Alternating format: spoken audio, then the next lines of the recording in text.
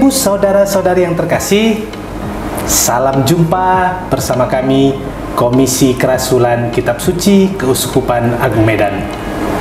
Kali ini kita akan berbincang santai mengenai BKSN 2024. Saat yang istimewa ini kita kehadiran seorang tamu, seorang ibu yang juga anggota Badan Pengurus Komisi Kerasulan Kitab Suci Keuskupan Medan, juga seorang guru, pengurus juga di gereja, dan lebih lengkapnya kita persilahkan Ibu untuk memperkenalkan diri.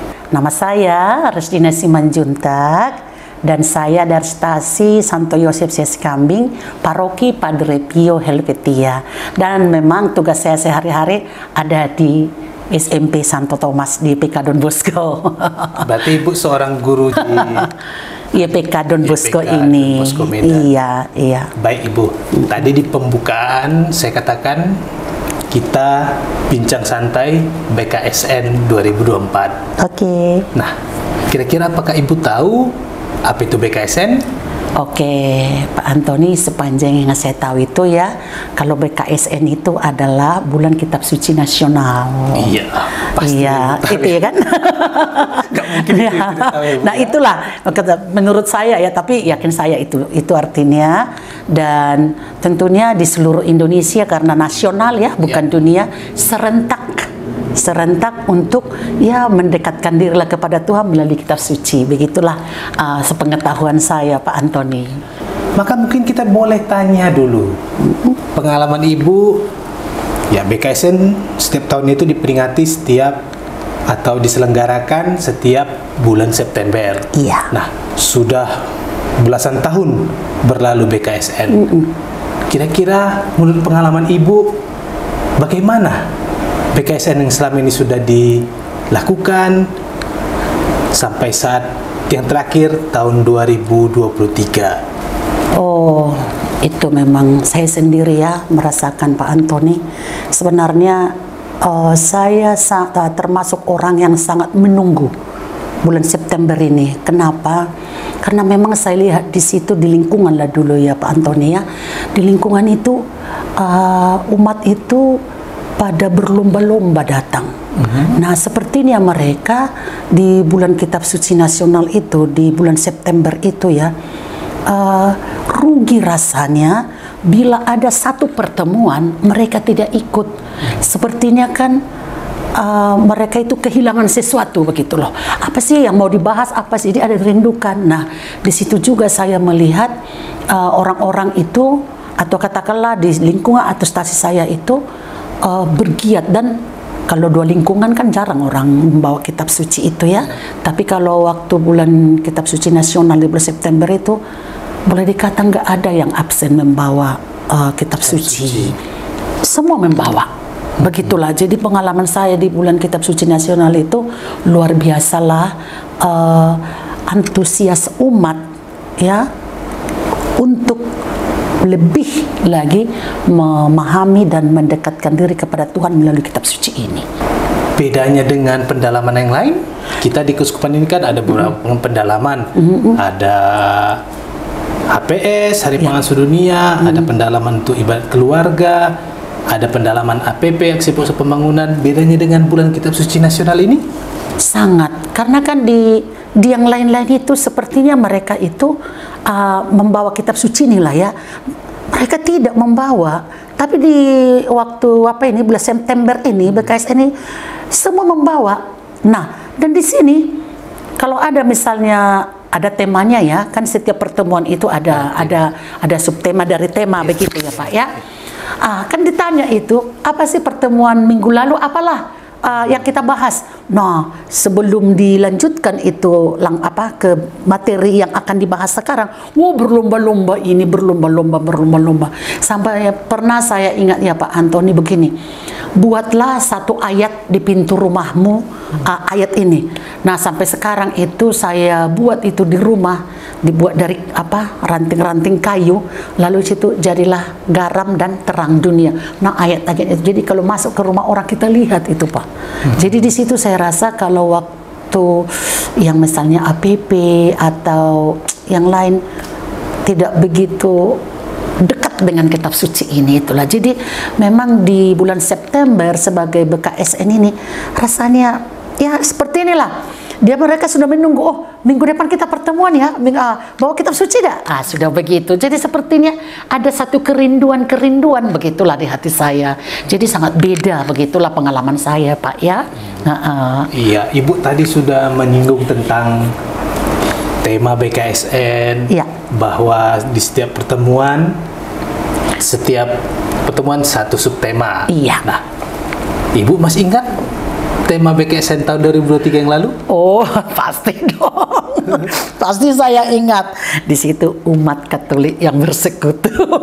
Iya, saya ingat itu Pak Antoni. Umat yang Katolik yang bersekutu. Umat Katolik yang bersekutu. Iya. Umat Katolik yang bersekutu kan fokus pastoral Keuskupan Agung Medan tahun 2023. Sedangkan tema BKSN tahun 2023 umat Katolik yang bersekutu seturut Sabda Allah. Sabda Allah, ya, betul. Iya. Nah, kaitan ini juga dengan tema kita tahun 2024, tetap berkaitan dengan fokus pastoral KAM. Iya. Pasti Ibu tahu fokus pastoral KAM tahun 2024. Umat Katolik yang berpartisipasi. Iya. Maka Bapak Ibu, saudara-saudari, tema BKSN Keuskupan Agung Medan tahun 2024 adalah menjadi umat Katolik yang semakin berpartisipasi aktif dalam gereja dan masyarakat. Iya. Seturut dengan fokus pastoral Keuskupan Agung Medan tahun 2024. Nah, kita mendalami bahan pendalaman ini, Bu, masih menggunakan metode Lectio Divina.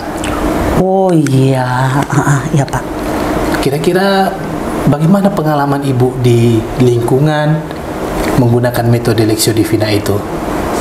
Yang sebelumnya itu ya Pak ya? Di tahun 2023. Ya, menurut saya Pak, dengan adanya metode Lectio Divina ini bagus sekali. Kenapa saya katakan bagus?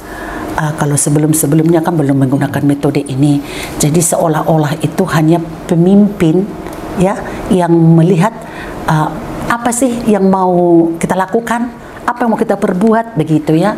Tapi dengan adanya metode Lectio Divina ini sekarang Pak Antoni, ya saya sih melihat ya, karena mungkin ya sudah dibaca secara bersama, dibaca bergantian, diberi lagi waktu untuk membaca sendiri, merenungkan lagi ya, lalu dipilih lagi ayat mana yang paling sesuai dengan dia. Nah, setelah kita minta pendapat dari umat itu, rasanya maunya jangan 2 jam 3 jam, maunya 2 hari loh Pak Antoni. Hampir semua mau memberikan ini sharingnya. Iya. Ada saja pengalaman mereka, contoh ya, sama-sama sih misalnya kan di ayat, katakanlah ayat 1, walaupun ayat 1 misalnya sama saya, beda nanti ayat 1 itu dengan Pak Antoni. Jadi kan semua, dan tidak ada kan jawaban yang salah. Kita kan meminta dari mereka, kenapa sih setelah merenungkan ayat itu, kenapa sih setelah kalian mengatakan bahwa inilah ayat mengena di hatiku. Nah, pengalaman-pengalaman hidup mereka itu ya keluar, bahkan jadi curhat loh sebenarnya. Tapi saya di situ melihat setelah mereka mengungkapkan apa isi hati mereka itu, tentulah plonglakan hatinya. Dan saya yakin Pak Antoni ke depannya atau ke besok-besoknya mereka lebih cinta dengan kitab suci lagi. Bukan harus di BKSN-nya saja, tapi ya secara khususlah di BKSN itu mereka sering juga berkata setelah pertemuan, ku renungkan loh pertemuan kita minggu lalu, ku baca lagi di minggu ini, betul ya, begini ya. Jadi rasanya kalau boleh sih BKSN jangan ambil September aja, supaya ya umat ini ada ada gairah tersendiri dengan kitab suci itu. Jadi metode Lectio Divina itu luar biasa menurut saya Pak Antoni. Itu pengalaman saya. Iya, sangat menarik ya pengalaman dari Ibu dan lingkungan yang sudah melakukan pendalaman di tahun 2023 yang lalu. Selain pendalaman, adakah cara atau kegiatan yang Ibu lakukan atau paroki atau stasi atau lingkungan untuk menyemarakkan Bulan Kitab Suci Nasional? Tentu banyak loh Pak Antoni. Nah sekarang begini, kebetulan kan saya kan seksi KKS di paroki nih. Nah kalau tahun 2023 itu banyaklah, dari sekian subtema itu ada kami perlombakan. Jadi dilombakan dulu di stasi antar lingkungan.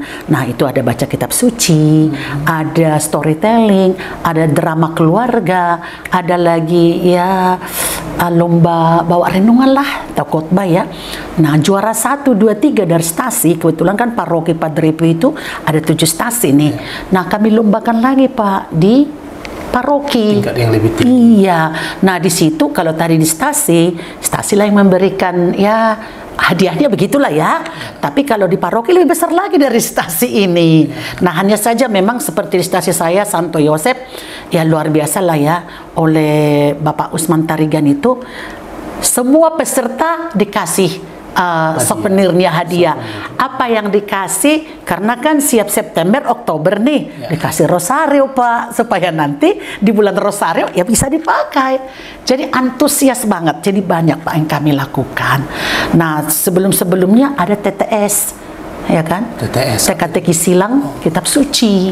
Nah di situ lagi ada lagi hadiahnya. Nah di situ hadiahnya itu dari paroki itu, bahkan waktu itu ada kitab suci ya, pokoknya banyaklah dikasih riwet sama umat. Begitu. Jadi ada cara-cara tertentu mendekatkan atau menggugah hati umat supaya lebih sering lagi dengan kitab sucinya. Jangan pajangan doang. Kira-kira begitu Pak Antoni. Ya, tapi di BKSN itu memang pokoknya sesuatu yang ditunggu gitu loh. Ditunggu karena ada semacam kegiatan-kegiatan yang beda dari bulan-bulan sebelumnya dan bulan berikutnya. Begitu dia.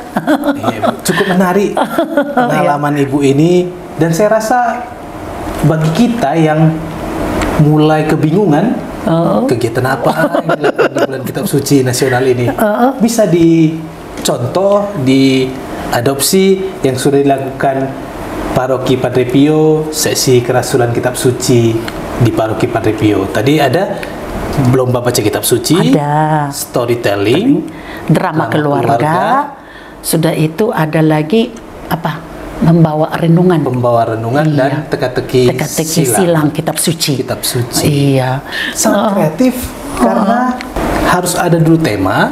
Iya. Baru orang Ibu bisa menyusun TTS-nya. Nah, iya.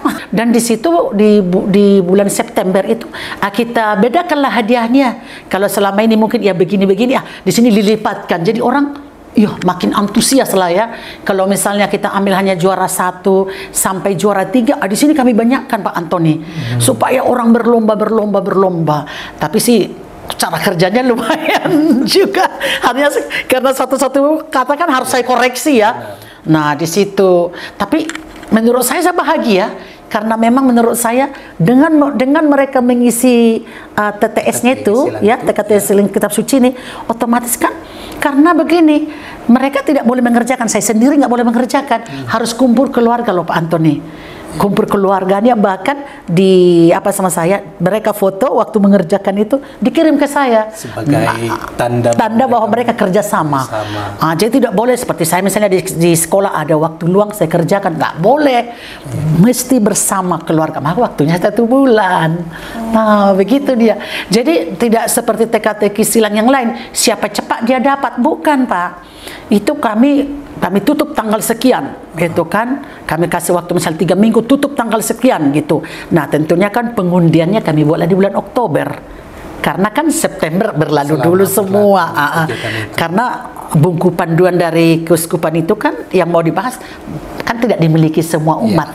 Nah jadi dia ingat, bahkan di situ ada yang seru waktu itu sampai dicatat loh Pak. Mencatat ketika pertemuan, dicatatnya. Oh nanti mana tahu ini keluar dapat teka-teki silangnya ya. Nanti antusias banget sih. Itu Pak. Hebat Ibu.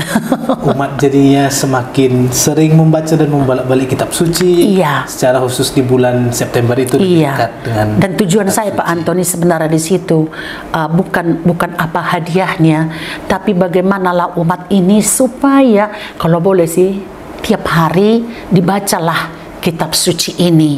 Dan sekarang kan di zaman teknologi sebenarnya kalaulah mereka tidak baca, paling tidak kan yang dikirim oleh keuskupan atau dari mana didengarkan, daripada berlalu hari berlalu minggu berlalu hanya dengar di lingkungan di gereja, rasanya gersang iman. Begitulah menurut pendapat saya Pak Antoni. Kalau tahun lalu kita merenungkan tema BKSN dengan membaca kitab Deuterokanonika. Nah, untuk tahun ini, tahun 2024 ini, kita merenungkan, mendalami bahan-bahan yang disediakan untuk pendalaman BKSN 2024 dengan membaca 4 kitab yang tergolong dalam kitab Nabi-Nabi kecil. Ya.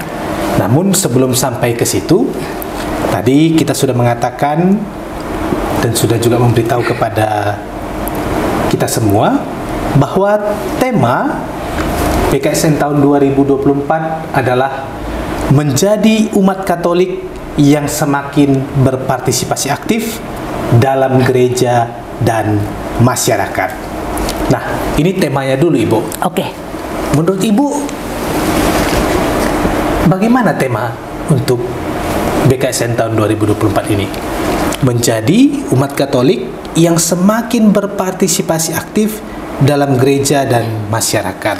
Ya, sangat baguslah Pak Antoni, sebab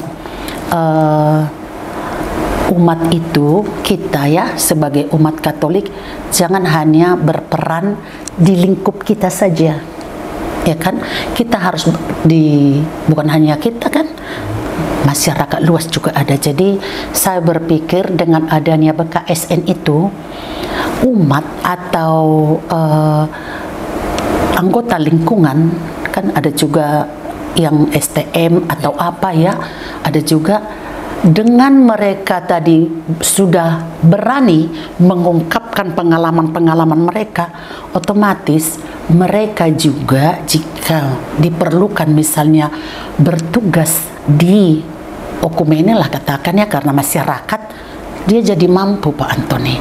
Dan juga dengan subtema yang kita buat di BKSN itu, ya sedikit banyaknya ya kita menjadi evaluasi diri, refleksi kita, evaluasilah diri kita. Oh, ternyata saya bukan hidup di umat Katolik saja, saya juga harus berpartisipasi di masyarakat.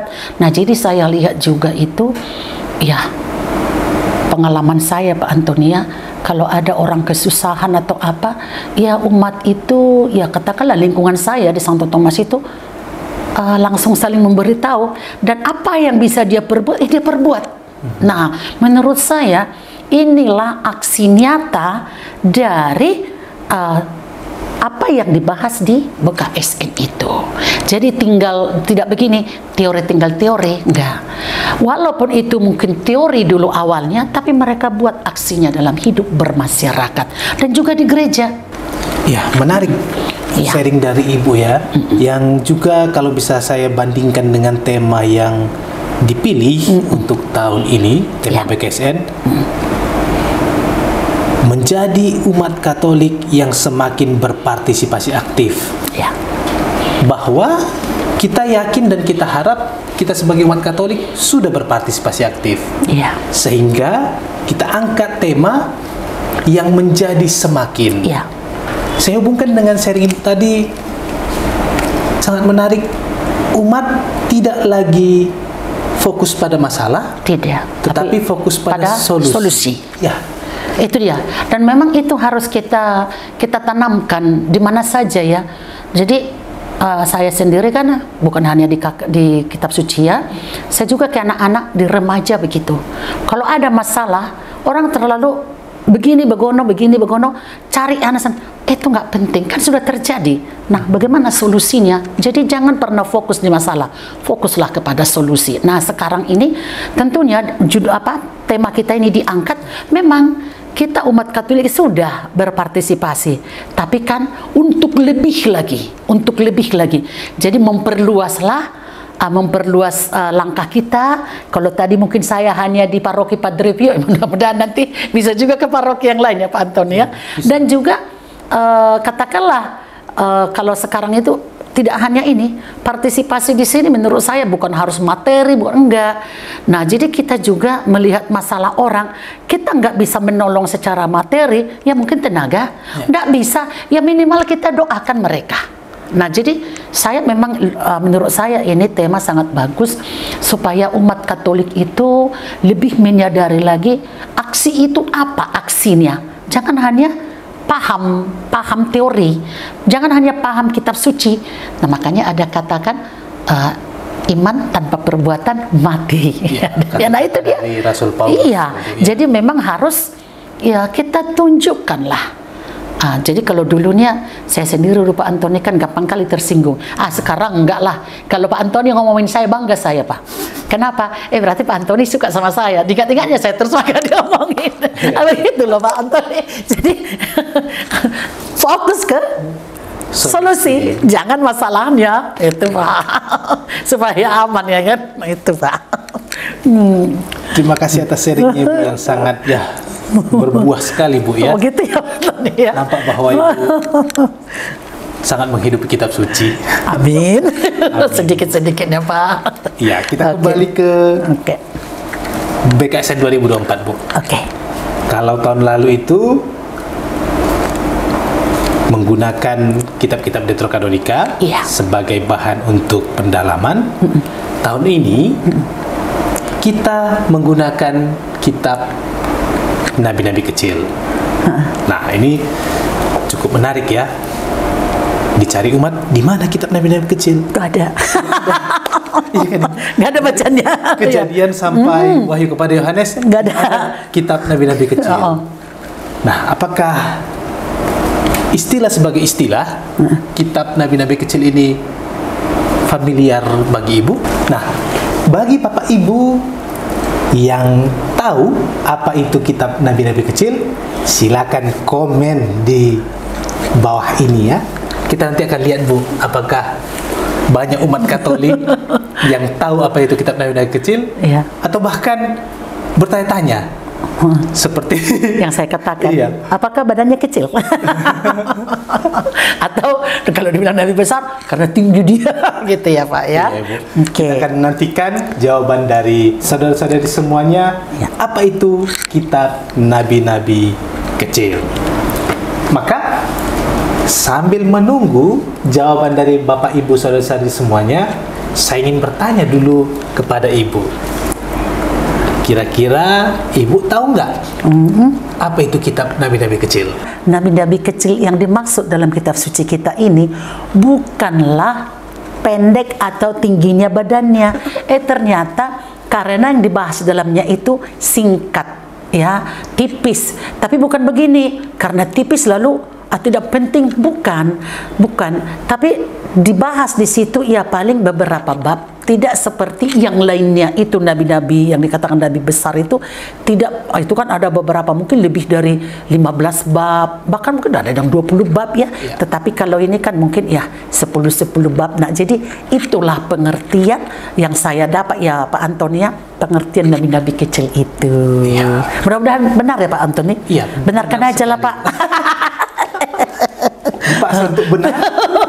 Guru Pak Guru. Untungnya benar Ibu ya. Untungnya benar ya. Dan memang saya tahu benar. Kalau nggak benar kan Pak Antoni, berarti nanti akan saya telepon lagi pastor yang ngomong itu kan. Ternyata salah loh. Dengan gitu. Oh, berarti benar ya Pak Antoni ya. Itulah. Nah, itulah juga lah pengetahuan saya selama ini. Oh, ternyata nabi-nabi kecil itu begini pembahasannya. Nabi-nabi kecil itu bukan persoalan tinggi atau pendeknya badan, tetapi panjang singkatnya tulisan atau nubuat yang akhirnya menjadi kitab suci. Nah, kita tahu bersama bahwa kitab suci ini terdiri atau kumpulan dari banyak kitab. Kitab suci Perjanjian Lama sendiri ada 49 kitab, bila Protokanonika dan Deuterokanonika digabung.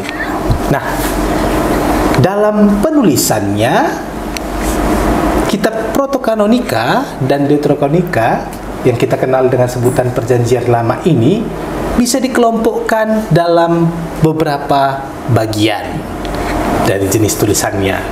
Ada namanya Taurat, maka itu antara lain kitab Kejadian, Keluaran, Imamat, Bilangan, dan Ulangan. Ada juga yang tergolong dalam kitab sejarah. Ada yang tergolong dalam kitab nabi-nabi. Kenapa kitab nabi-nabi? Karena bernubuat yang akhirnya dibuatnya itulah menjadi kitab suci yang kita kenal sekarang. Ada juga kitab kebijaksanaan seperti kitab Pengkhotbah, kitab Kidung Agung, Mazmur, Amsal, dan sebagainya. Nah, terkait tadi kitab nabi-nabi, kitab nabi-nabi terbagi dua kelompok, nabi-nabi besar dan nabi-nabi kecil. Maka nabi-nabi besar adalah nabi-nabi atau kitab yang tulisan-tulisannya sangat panjang. Berarti benar tadi kan? Benar. Itu bisa sampai belasan bahkan puluhan bab. Iya. Sedangkan kitab nabi-nabi kecil itu digolongkan kepada kitab-kitab yang tulisannya tidak panjang atau ringkas, mungkin 7, 10 atau 12 bab.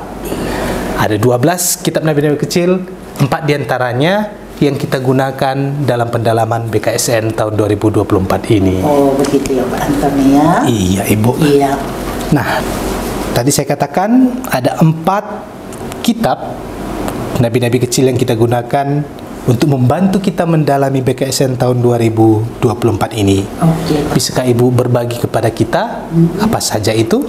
Oke, saya lihat di sini Pak, subtema yang pertama, umat Katolik berpartisipasi mewartakan kehendak Allah. Iya. Nah, ini dari Yunus. Kitab Yunus yang Ya, kita kitab gunakan. Yunus. Kitab yang kedua, kitab Amos. Iya. Ini didalami dalam subtema yang kedua. Subtema kedua itu umat Katolik berpartisipasi aktif dalam mewujudkan keadilan dan cinta kasih. Karena setelah dipanggil untuk mewartakan sabda Allah, dia harus mampu mewartakan keadilan dan cinta kasih. Nah, tidak mungkin dia bisa mewartakan kalau tidak diri sendiri dulu bertindak. Iya, benar sekali. Maka Pak dulu dari aksi nyatanya. pribadi. Iya, benar. Juga ini. Karena berat, maka kita dalami di pendalaman subtema ketiga, Ibu. Betul ya, betul. Apa itu subtema ketiga, Iya. Ibu? Ya, kita lihat di subtema yang ketiga ini, umat Katolik terlibat aktif dalam liturgi dan peribadatan. Nah, ini kita dari mana ini, Pak? Dari kitab Maleaki. Wah, berarti liturgi dan peribadatan akan terlibat aktif ya. Iya. Berarti bukan hanya ya duduk-duduk saja, umat biasa aja, tidak ya Pak ya? Ya, semoga diharapkan dengan mengikuti pendalaman ini, Ya, semakin banyak umat Katolik yang semakin berpartisipasi aktif dalam kegiatan liturgi dan peribadatan.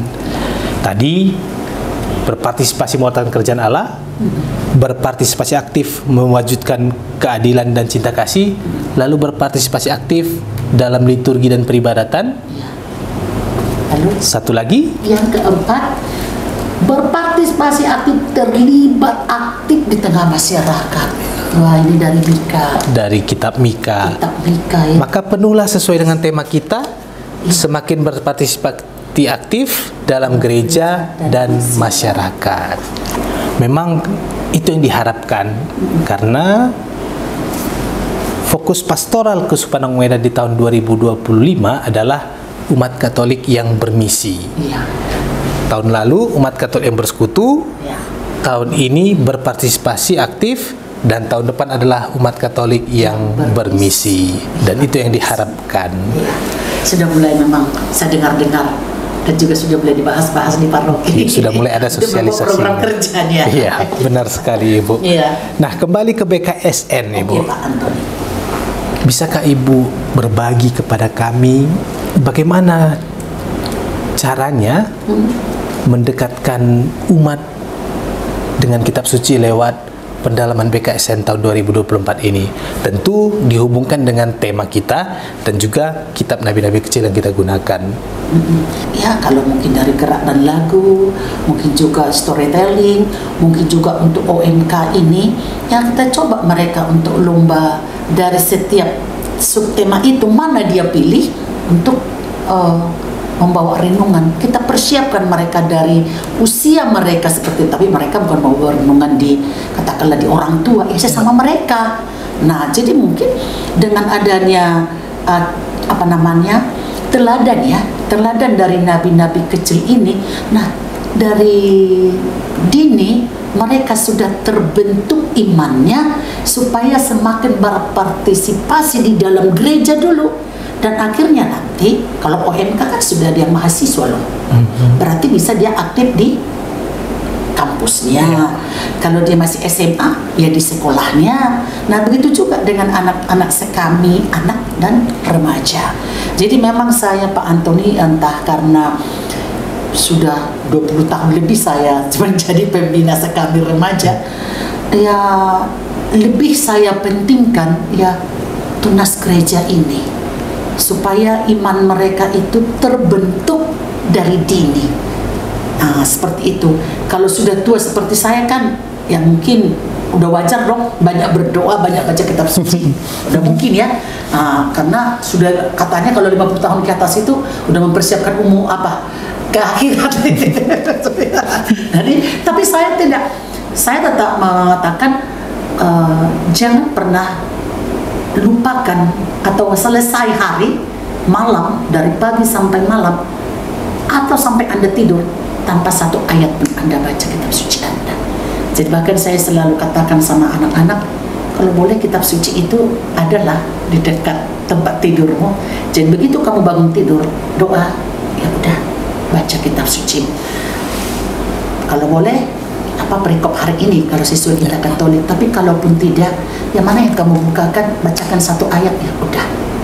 Begitu saya selalu mengatakan sama mereka, dan sering saya tanyakan, dicatatkan kecil itu di agenda-agenda mereka, apa saja yang kamu baca dalam satu minggu yang lalu.